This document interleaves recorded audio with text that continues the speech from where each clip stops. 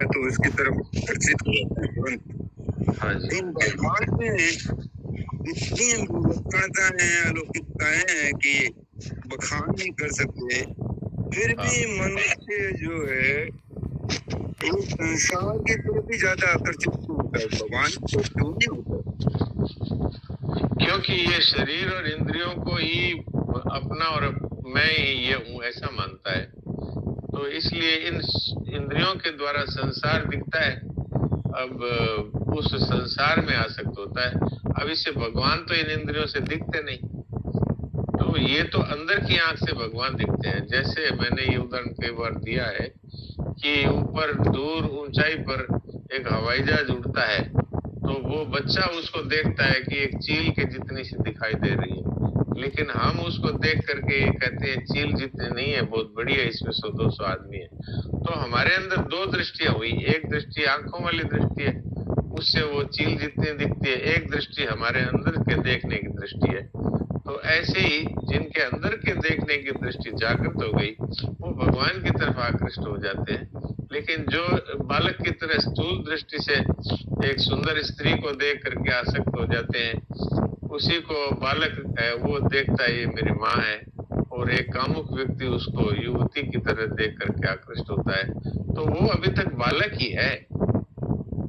तो ये बात है, इसलिए आकर्षण। तो मतलब वो जो दिव्य दृष्टि है वो केवल अपने को निस्वार्थ सेवा से ही मिल सकती है। हाँ, निस्वार्थ सेवा से मिल सकती है, ये कर्मयोग है। और वो सत असत के ज्ञान से मिल सकती है, ये ज्ञान योग है। और वो परमात्मा को ही सुन करके और सत्य मान लेने से वही दृष्टि हमें भक्ति पूर्वक मिल सकती है। जी बहुत अच्छा, बहुत सुंदर जी। प्रणाम।